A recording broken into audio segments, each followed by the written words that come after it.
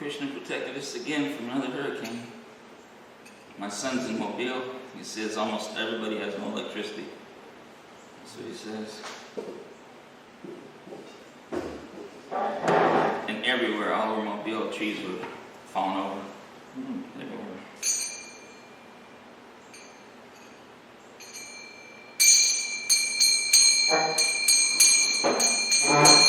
Jayo Radha Madhava Kunja Vihari.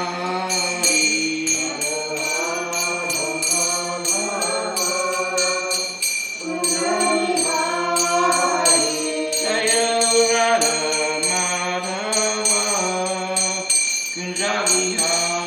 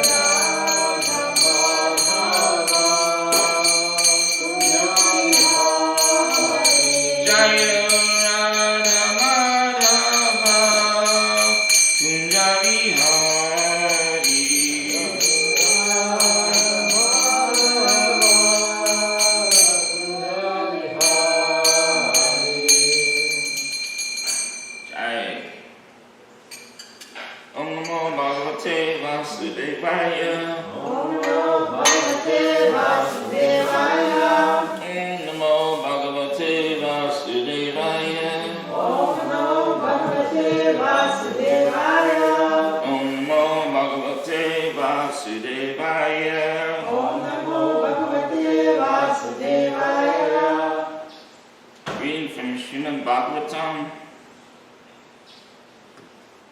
Canto 3, Chapter 1, Text 29. Please repeat. Kaschit Sukham Satvata 29. 29. Yeah, 29, 30. 29 and 30. Or maybe they wrote the Oh, wait a second minute. 29 is correct. 29 and 30. 30 is what is written there. Yeah, it says 29, 30 there, right? Yeah. So which verse? But am I supposed 30 to- is underlined. Kachit dare. So 30 is, Kachit dare som. oh, okay. I didn't notice that. You can repeat that verse and you can cover whatever you like. Okay. So that's verse 30 right there, okay. Kaschit Kachit Darayaha dare Samya Sutaha sudha Sadriksha sadrika Kaschit Dare Samya Sutaha Sadriksha Kachit dare somya sudha sadrika Aste Agrani aste rani Ratinam raninam Sadhu sadhu Samaha Aste Agrani Ratinam Sadhu Samaha aste rani yam Asuta sudha Yam yam Jambavati yam Vratadya brahmaya Asutayam Jambavati Vratadya asutayam bhavati brahmaya Devam devam Guham guham Yo Ambikya yonikya Drito Agre vikore Devam Guham Yo Ambikya Drito Agre devam guham yo amikya vidore.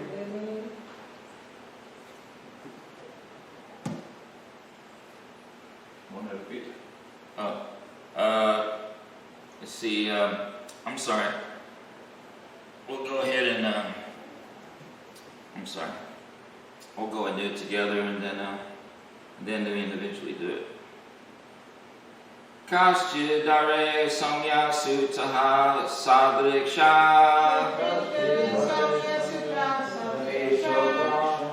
Aste Agrani Ratinam Sadhu Sambha Asutayam Jambavati Vratadya Asutayam jambavati vratadya Devam Guham Yo Ambikya Drito Agre evam guham yom vikyadrato gre kaschidare saumya sutta sadriksha aste graniratinam sadhu sambaha asutayam jambavati vratadya evam guham yom vikyadrato gre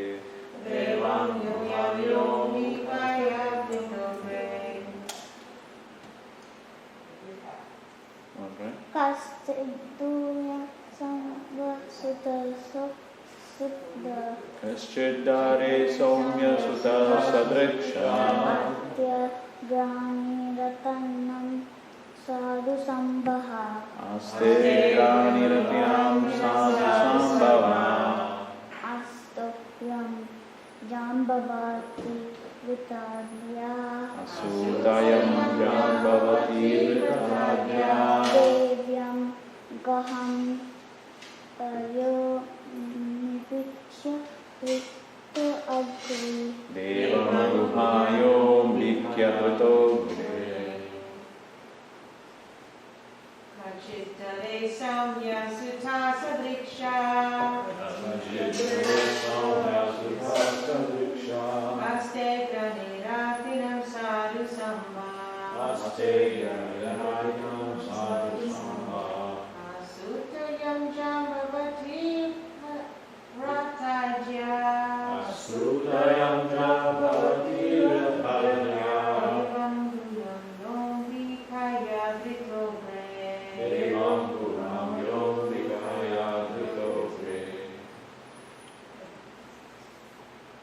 Achidadakha samaya sutta sattva Kashvitaya samya sudha sadiksha Aste deva Tadaiva sadhu sangha Aste yanila sadhu sangha Astu yam yamavati vidayata Asutta yam yamavati vidayata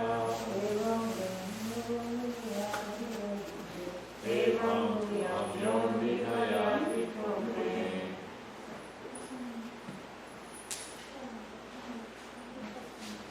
You want to do Manji? No. You did? Yeah, I think that'll be.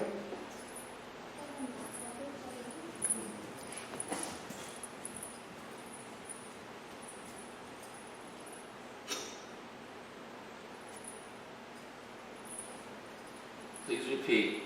Kaschit, Kaschit, whether whether Hare Hare, of the personality of Godhead. the personality of Godhead, Somya, Somya, O grave one. O great one, Sutaha, Sutaha, son. son, Sadrikshaha, Sadrikshaha, similar. similar, Aste, Aste, fares well. fares well, Agrani, Agrani, foremost. foremost, Ratinam, Ratinam, of the warriors. the warriors, Sadhu, Sadhu, well behaved. Sambaha, Samba. Asuta, gave birth. Yam, whom. Jambavati, Nambavati, Jambavati, a queen of Lord Krishna's. Vatadya, enriched by vows. Devam, the demigod. Guham, of the name Kartikeya. Yaha, whom? Ambikaya, Ambikaya, unto the wife of Shiva. the wife of Shiva, Ritaha, born. born Age, in in the previous birth. the previous birth. Translation, please repeat. O gentle one, O gentle one, does Samba fare well? to Samba farewell, He exactly resembles the son of the personality of Godhead. he exactly resembles the son of the personality of Godhead. In a previous birth, In the previous birth, he was born as Kartikeya he was born as Kartikeya, in the womb of the wife of Lord Shiva. in the womb of the wife of Lord Shiva. And now he has been born in the womb of Jambavati, And now he is born in the womb of Jambavati, the most enriched wife of Krishna. the most enriched wife of Krishna. Translation. O gentle one, does Samba fare well? He exactly resembles the son of the personality of Godhead. In a previous birth, he was born as Kartikeya in the womb of the wife of Lord Shiva. And now he has been born in the womb of Jambavati, the most enriched wife of Krishna. Purport by Srila Prabhupada. Ki Jai. Lord Shiva, one of the three qualitative incarnations of the personality of Godhead, is the plenary expansion of the Lord. Kartikeya, born of him, is on the level of Pradyumna, another son of Lord Krishna. When Lord Sri Krishna descends into the material world, all his plenary portions also appear with him to exhibit different functions of the Lord. But for the pastimes at Vrindavan, all the functions are performed by the Lord's different plenary expansions. Vasudeva is a plenary expansion of Narayan. When the Lord appeared as Vasudeva before Devaki and Vasudeva, he appeared in his capacity as Narayan. Similarly, all the demigods of the heavenly kingdom appeared as associates of the Lord in the forms of Pradyumna, Samba, Uddhava, etc. It is learned here that Kamadev appeared as Pradyumna, Kartikeya as Samba, and one of the Vasudevas as Uddhava. All of them served in their different capacities in order to enrich the pastimes of Krishna.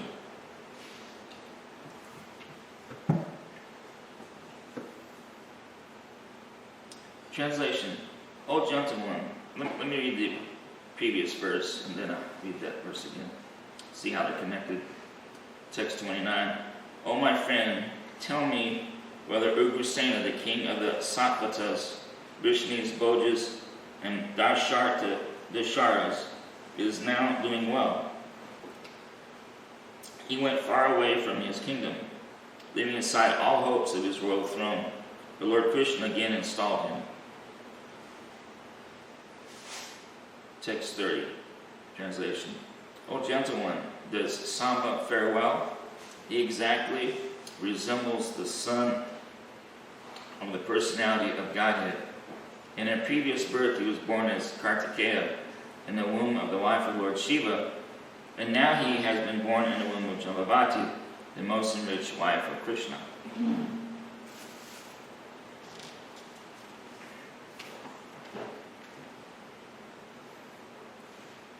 So a little bit of background on Samba. This is from Krishna Book, chapter 68, the marriage of Samba. Duryodhana, the son of Dhritarashtra, had a marriageable daughter by the name of Lakshman. She was a very highly qualified girl of the Kuru dynasty, and many princes wanted to marry her. In such cases, the Swayamvara ceremony is held so that the girl may select her husband according to her own choice. In Lakshman's Swayamvara assembly, when the girl was to select her husband, Samba appeared. He was a son of Krishna's by Jambavati, one of Lord Krishna's chief wives. This son Samba was so named because he was a pure child and always lived close to his mother. The name Samba indicates a son who is very much his mother's pet. Amba means mother and Sa means with. So this special name was given to him because he always remained with his mother. He was also known as Jambavati Sutta for the same reason. As previously explained, all the sons of Krishna were as qualified as their great father. Samba wanted Duryodhana's daughter, Lakshman, although she was not inclined to have him. Therefore, Samba kidnapped Lakshman by force from the Swayamvara assembly. Because Samba took Lakshman away from the assembly by force, all the members of the Kuru dynasty, such as Dhritarashtra, Bhishma, Vidura, and Arjuna, thought it was an insult to their family tradition that the boy Samba could possibly have kidnapped their daughter. All of them knew that Lakshman was not at all inclined to select him as her husband, and that she was not given the chance to select her own husband. Instead, she was forcibly taken away by this boy. Therefore, they decided that he must be punished. They unanimously declared that he was most impudent and had degraded the Kuru's family tradition. Therefore, all of them, under the counsel of the elder members of the Kuru family, decided to arrest the boy, but not kill him. They concluded that the girl could not be married to any boy other than Samba, since she had already been touched by him. According to the Vedic system, once being touched by some boy, a girl cannot be married or given to any other boy, nor would anyone agree to marry a girl who had already thus associated with another boy. The older members of the family, such as Bhishma, wanted to arrest him. Thus, all the members of the Kuru dynasty, especially the great fighters, joined together just to teach him a lesson, and Karna was made the commander-in-chief of this small battle. While making the plan to arrest Samba, the Kurus counseled amongst themselves that upon his arrest, the members of the Yadu dynasty would be very angry with them. There was every possibility that the Yadus accepting the challenge and fighting with them. But they also thought, if they came here to fight with us, what could they do? The members of the Yadu dynasty cannot equal the members of the Kuru dynasty, because the kings of the Kuru dynasty are the emperors, whereas the kings of the Yadu dynasty are able to enjoy their land only because we have granted it to them. The Kurus thought, if they come here to challenge us because their son was arrested, we shall accept the fight and teach them a lesson, so that automatically they will be subdued under pressure, as the senses are subdued by the mystic yoga process of pranayama. In the mechanical system of mystic yoga, the areas within the body are controlled and the senses are subdued and checked from being engaged in anything other than meditation upon Lord Vishnu. After consultation, after receiving permission from the elder members of the Kuru dynasty, such as Bhishma and Dhritarashtra, 5 great warriors, Karna, Salya, Shalya, Buri, Jagnaketu, and Duryodhana, the father of the girl, who were all Maharatis, and who were guided by the great father of Bhishmadev, attempted to arrest the boy Samba. There are different grades of fighters, including Maharati, Ekarati, and Rati, classified according to their fighting ability. These Maharatis could fight alone with many thousands of men. All of them combined together to arrest Samba. Samba was also a Maharati, but he was alone and had to fight with the 6 other Maharatis. Still, he was not deterred. When he saw all the great fighters of the Kuru dynasty coming up behind him to arrest him, alone he turned toward them and took his nice bow, posing exactly as a lion stands adamant in the face of other animals. Karna, leading the party, challenged Samba. "Why are you fleeing? Just stand, and we shall teach you a lesson." When challenged by another Kshatriya to stand and fight, a Kshatriya cannot run away, he must fight. Therefore Samba accepted the challenge and stood alone before them. But as soon as he did so, he was overpowered by showers of arrows shot by all the great warriors. A lion is never afraid of being chased by many wolves and jackals. Similarly, Samba, the glorious son of the Yadu dynasty, endowed with inconceivable potencies as the son of Lord Krishna, became very angry at the warriors of the Kuru dynasty for improperly using arrows against him. He fought them with great talent. First of all, he struck each of the 6 charioteers with 6 separate arrows. He used another 4 arrows to kill the charioteers' horses, 4 on each chariot. Then he used 1 arrow to kill the driver, and 1 arrow for Karna, who was other celebrated fighters. While Samba so diligently fought alone with the 6 great warriors, they all appreciated the boy's inconceivable potency. Even in the midst of the fighting, they admitted frankly that this boy Samba was wonderful. But the fighting was conducted in the Kshatriya spirit. So altogether, although it was improper, they obliged Samba to get down from his chariot, now broken to pieces. Of the 6 warriors, 4 took care to kill Samba's 4 horses. 1 struck down his chariot driver, and 1 managed to cut the string of Samba's bow, so that he could no longer fight with him.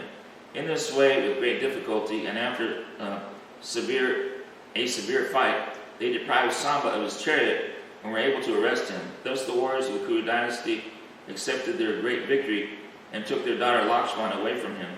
Thereafter they entered the city of Hastinapur in great triumph. The great sage Narada immediately carried the news to the Yadu dynasty that Samba had been arrested and told them the whole story. The members of the Yadu dynasty became very angry at Samba's being arrested, and improperly so, by 6 warriors.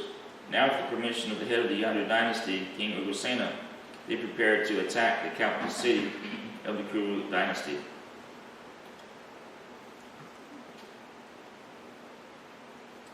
A little background about Samba.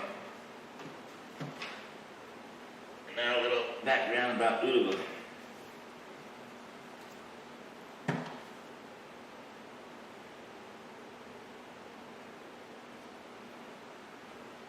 One thing about, wherever Krishna goes, he has all of his, friends and associates, incarnate, come before him, before he descends, incarnates and prepares the environment, you know what I mean? Prepares the environment. So, that's just like anyone who's traveling in a concert like Paul McCartney, when he used to travel, everybody on his whole crew had to be vegetarian, So obviously, that's a group of people you're comfortable with, That's your friends and associates, and it's very nice. I was thinking about that yesterday, and I was thinking, when I was younger, when I was a child, we used to travel too, My dad, my brothers, we used to travel, and especially when the weather's better, 6 months out of the year, there was competitions, water ski competitions, And it was pretty acute, pretty intense, competition. And my dad always placed pretty high, and he usually won the overall trophy, You had to compete in several Anyway, so what was fun though was, and I was just a kid, but when you travel to each location, like one weekend and then the next weekend and there's the next weekend, you know, all the same groups of people, all the same competitors. And you made friends with a lot of the kids, you know, and everybody knows everybody. So when you travel to a strange location, and yet all your friends are there. So it's kind of a nice feeling. I always remember I had a nice feeling, you know. And imagine, I'm just a little bit living into it, imagine Krishna, you know, everyone's his friend, you know. And so we're just parts of Krishna. So just in a small way, I could maybe understand a little bit about, you know, what Krishna is doing, you know, just a little bit. And does anybody else have an example of that?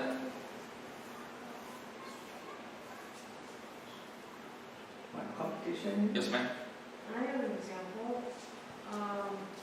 We go to the Mayapur festival, and there's devotees from all over the world. We don't know them, but we have Prabhupada, we have Krishna consciousness in common. So you feel like it's the greater family, and you feel very happy to be. And every temple in ISKCON is supposed to give you that feeling. And you go, you may not know the people, but they're presenting, it's the shelter of Srila Prabhupada in each temple. So, Yeah, that's wonderful. That's wonderful. it's one group.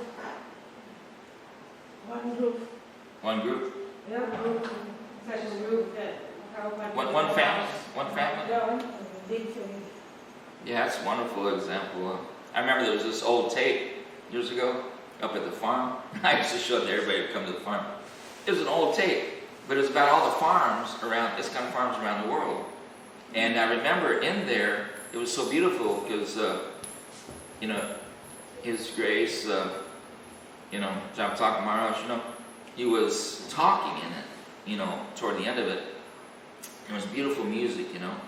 And he was talking how Prabhupada has built a house for all the world to live in. And it was showing all the devotees eating prasadam there in Mayapur. You know what I mean? And the Prabhupada just wants everyone to be happy in the world. Yes, ma'am?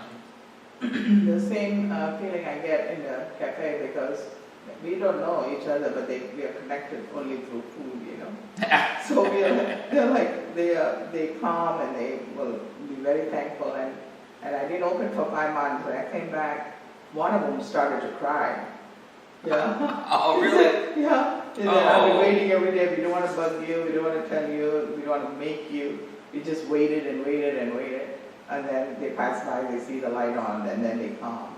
A few of them have texted and emailed, but our connection is only food, you know. They're like family, you know. They come and they love the food. We offer everything, you know, like that. So. You know, there's a lot of people out there that are on the verge of committing suicide. I mean, there's probably thousands upon thousands of people. And I probably mentioned this in the last class. Maybe I did, maybe I didn't. But recently I had you know, somebody who was married to my wife's sister, young man. He was married to like a wonderful, her sister, just a wonderful lady. Well, she had passed away like 5 years ago.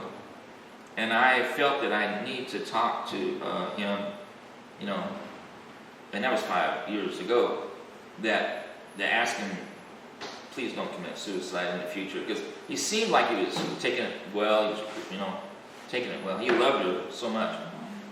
And then 5 years later, he committed suicide, actually. And he was always, just like Robin Williams, making everybody else laugh all the time. That kind of person. And he committed suicide. So, I mean, yeah, they're hurting for Krishna. They're hurting. And you're just like the, you know, in an instructing guru, you know, even though they probably don't realize it. You're giving them association, and they don't even realize you're giving association with a devotee. Maybe they don't realize it, you know, but they're hankering for Krishna. They're looking for they're attached also, you know. They're attached. They don't talk to me, they don't see me, they get attached.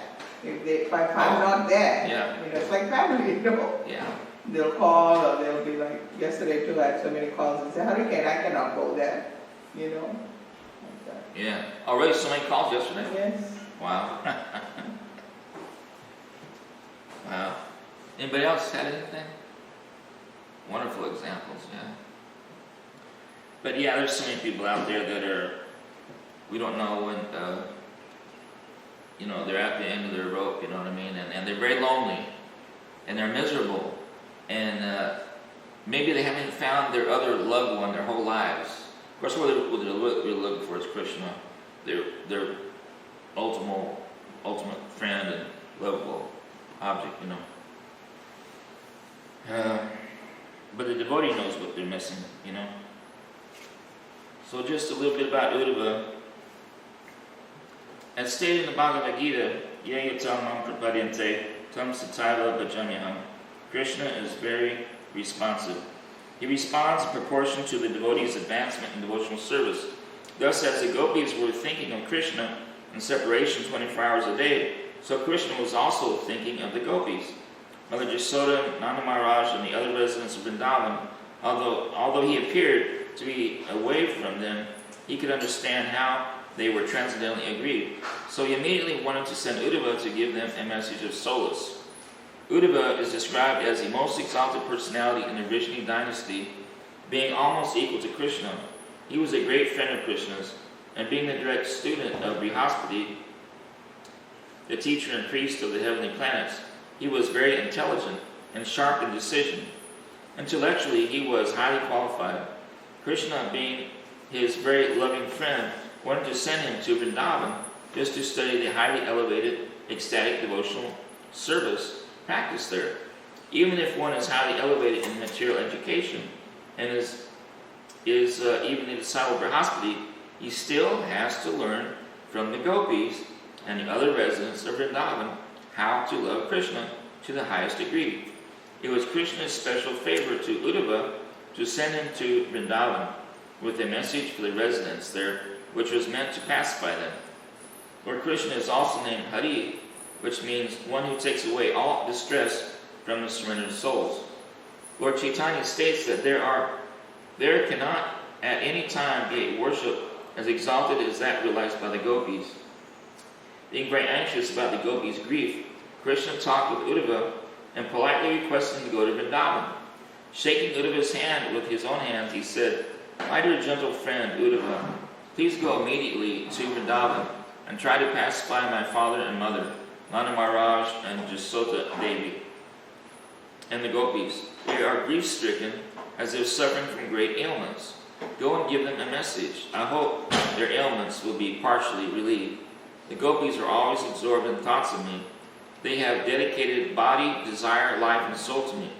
I am anxious not only for the gopis, but for anyone who sacrifices society, friendship, love, and personal comforts for me. It is my duty to protect such exalted devotees. The gopis are the most dear. They always think of me in such a way that they remain overwhelmed and almost dead in anxiety due to separation from me. They are keeping alive simply by thinking that I am returning to them very soon." Requested by Lord Krishna, Uddhava immediately left on his chariot and carried a message to Gokula. He approached Vrindavan at sunset when the cows were returning home from the pasturing ground. Uddhava and his chariot were covered by the dust raised by the hooves of the cows. He saw bulls running after cows for mating. Other cows with overladen milk bags were running after their calves to feed them with milk. Uddhava saw that the entire land of Vrindavan was filled with white cows and their calves running here and there all over Gokula, and he could hear the sound of milking. Every residential house in Vrindavan was decorated for the worship of the sun god and the fire god, and for the reception of guests, cows, brahmanas, and demigods. Every home was sanctified by lights and incense. All over Vrindavan there were nice gardens filled with flowers and the sounds of humming bees and singing birds. The lakes were filled with lotus flowers and with ducks and swans. Uddhava entered the house of Nanda Maharaj and was received as a representative of Vasudeva. Nanda Maharaj offered him a sitting place and sat down with him to ask about messages from Krishna, Balaram, and other family members of Mathura. He could understand that Uddhava was a very confidential friend of Krishna's and therefore must have come with good messages. "My dear Uddhava," he said, "how is my friend Vasudeva enjoying life? He is now released from the prison of Kamsa, and he is now with his friends and children, Krishna and Balaram, so he must be very happy. Tell me about him and his welfare." We are also very happy that Kamsa, the most sinful demon, has been killed. He was always envious of the family of the Yadus, his relatives. Now because of his sinful activities, he is dead and gone, along with all his brothers.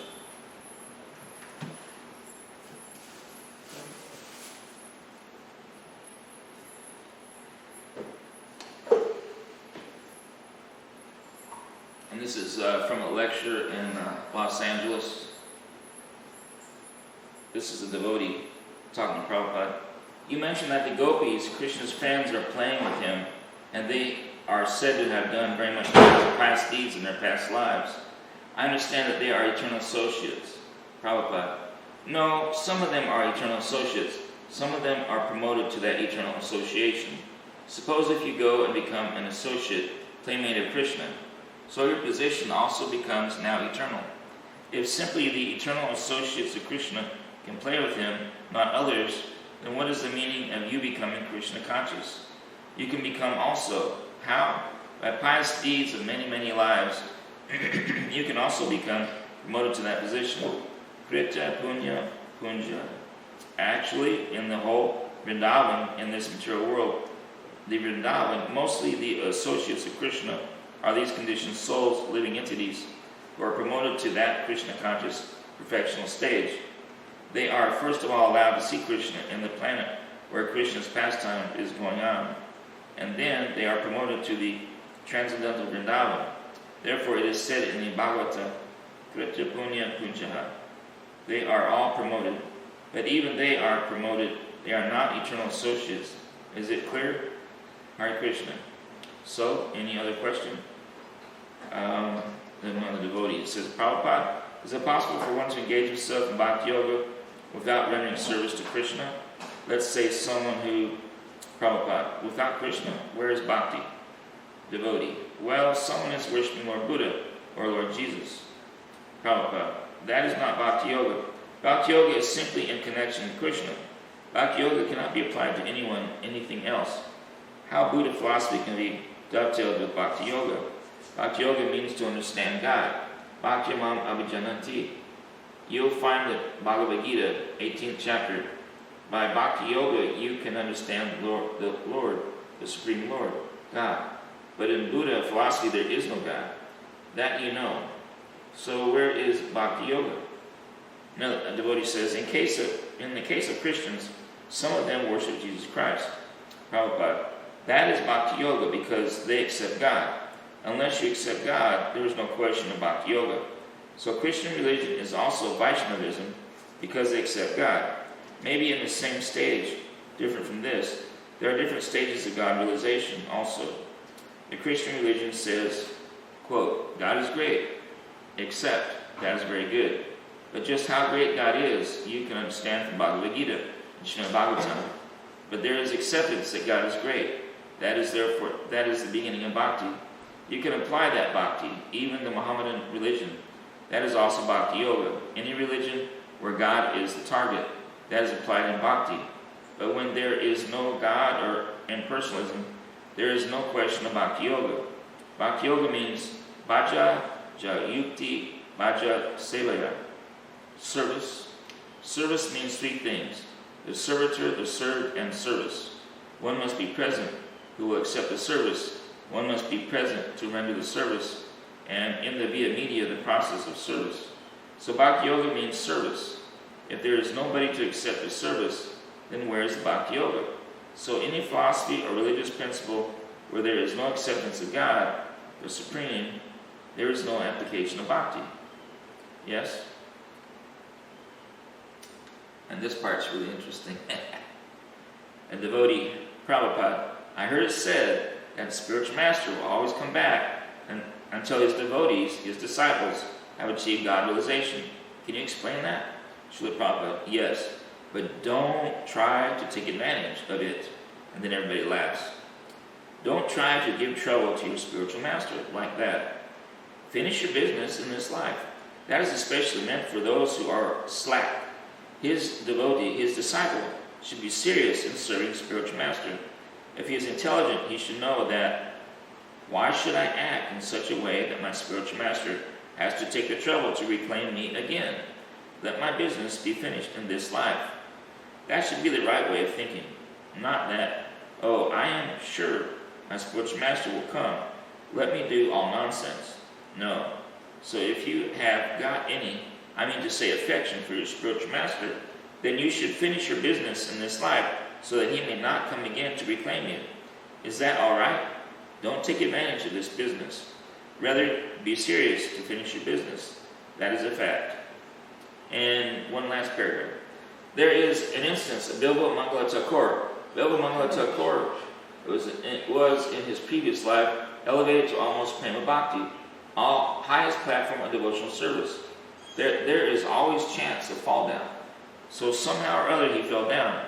In next life he was born in a very rich family, as it is stated in Bhagavad Gita, Suchinam Sri Matam Gehe. So he was born in a rich Brahmana family, but he became naturally, as rich boys become attached to woman hunter. So it is said that his spiritual master instructed him through his prostitute.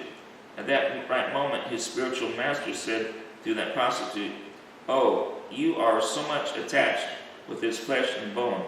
If you had been attached so much with Krishna, how good you could have achieved." Immediately he took to that position. So that responsibility is for the spiritual master. But we should not take advantage of that. That is not very good. We should try it. Yasha prasada bhagavat prasada. We should not try to put our spiritual master in a position that he has to reclaim me from prostitute's house. But he has to do it. Because he accepts his disciple, he's got the responsibility like that. Any questions, comments?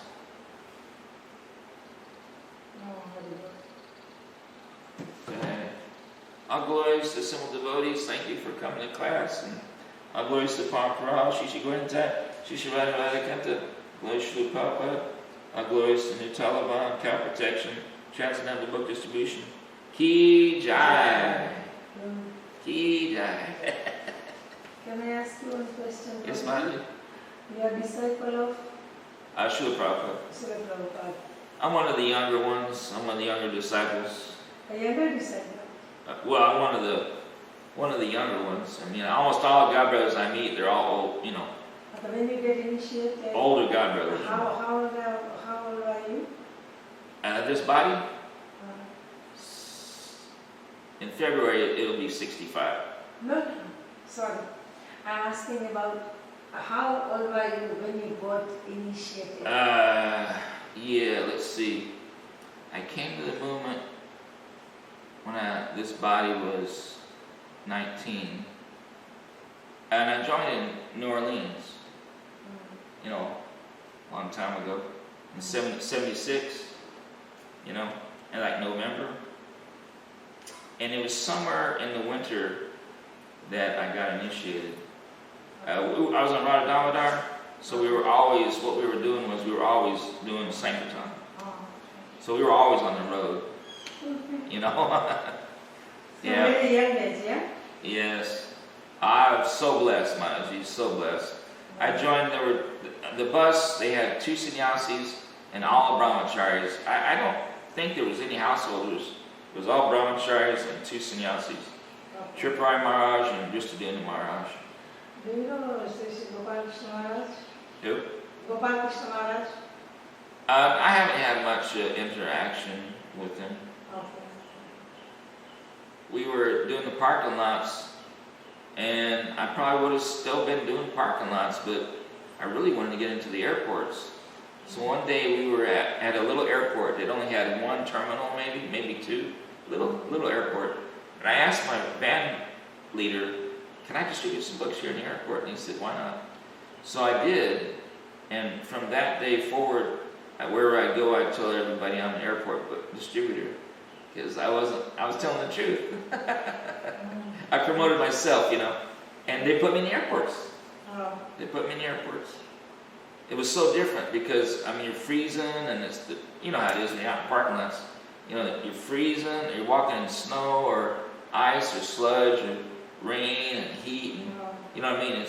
But one thing for certain, it forces you to think of Krishna, very purifying, But the nice thing was about going to the airports is I could do big books. Well, out in parking lots, I might do magazines. I might just be collecting, you know, for programs. But, you know, in the airports, you could actually collect a lot more Lakshmi, and therefore you can distribute the big books Oh, to the intelligentsia of the country, you know. oh. Yeah, I'm very blessed. You know, I could tell right at Damodar, I mean, I was working offshore, and I got a BTG a few months before I went offshore, down in Florida. And I had just left home, you know.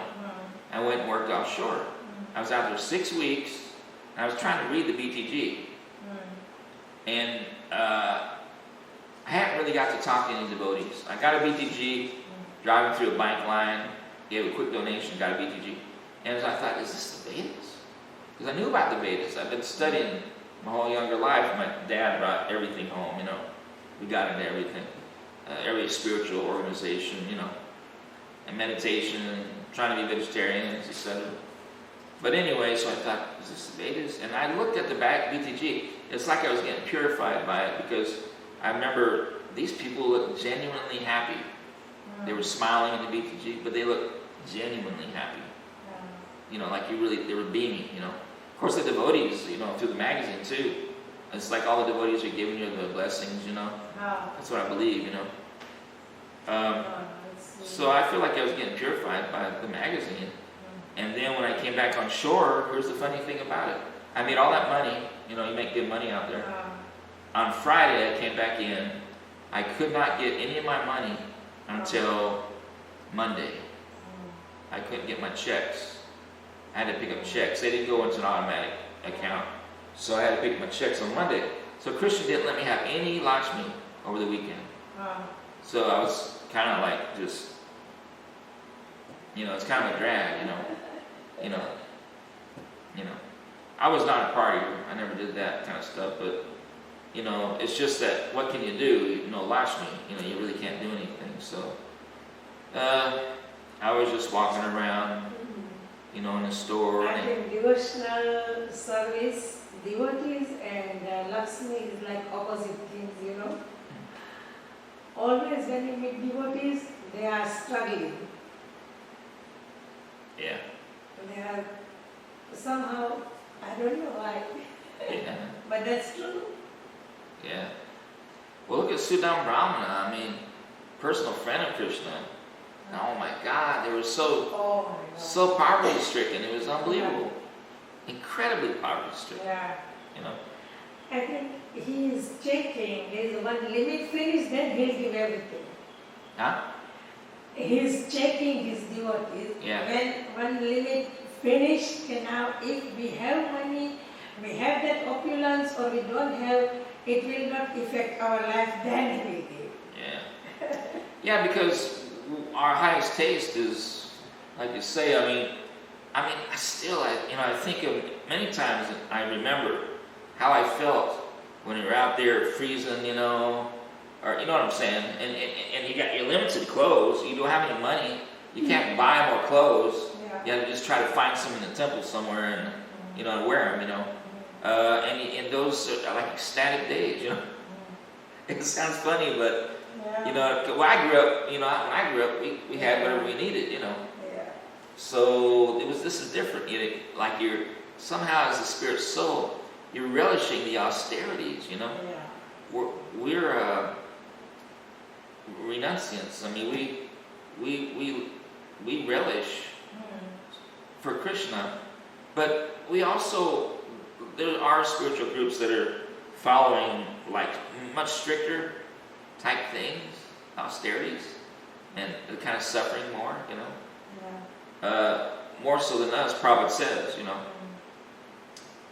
But, you know, we can eat whatever Krishna eats, you know. The servant in the palace, he's wearing clothes, he's wearing the same clothes as the emperor, eating the same food as the emperor, he's living in the same environment as the emperor, you know. So, that's like us. We know we're servants, but if we're in the realm, Krishna's realm, you know. I think when you're in the battle, they call it the theater of engagement. That's one thing. The theater. They call it the theater of engagement or something. The battlefield, you know. The theater. It's funny that they call it the theater, you know. That's interesting. Anybody else want to say anything? I'm just listening. I'm sorry? I'm just listening. Yeah, it's very nice. You know, Prabhupada said that his Gurudev said that he was a very good listener. Prabhupada said that his Gurudev gave him a compliment, one big compliment. He says that I was a very good listener. Prabhupada said that. That's very good quality. Yeah. In this age? Oh, in this age? To be a very good listener? In this age? I mean, it usually means that if you are a good listener in this age, then you already have so many qualities of the Vaishnava. You're very humble, you know what I mean? Not puffed up, not prideful, you know what I mean? And able to be humble. And because we have to be humble to approach the bona fide spiritual master. Because if you think you already know everything, it might be many more lifetimes before you find your Gurudev, you know? But and also to be able to accept instruction from a pure devotee. And to find a pure devotee and to find any devotees of Krishna is rare. Yeah. But to find your guru, I mean, you know what I'm saying? The one that, wow. I mean, to actually find your Gurudev and you feel and you really know inside, you know what I mean, that you found somebody who you feel safe with, that you can trust and accept. Prabhupada says you have to find someone who is that more perfect person than yourself, and then you can accept instruction from that. He says that, in Kali Yuga, we're all so envious of one another that we can't accept, anything from another person. I know it all. We're so prideful. The demons here, the angels here, you know what I mean? In Kali Yuga, one devotee said that if Lord Chaitanya came in Kali Yuga, practically everybody would be dead. Because if Lord Chaitanya as Krishna came in this age, tried to kill the demons, practically everybody would be dead. So, but he said Lord Chaitanya came to kill the demoniac spirit, to kill that devil on the shoulder. You know what I mean? Get rid of that thing. And then we're happy. All we have left is the angel, you know what I mean? Yeah. Listening is Are you living nearby farm, in the farm? Where are you living? Yes, Mataji, I'm just down when you go down that road, and then there's white houses. Well, see, I'm the one that's down the slope, In this area? under the big trees. Oh, here. I'm the one that always worries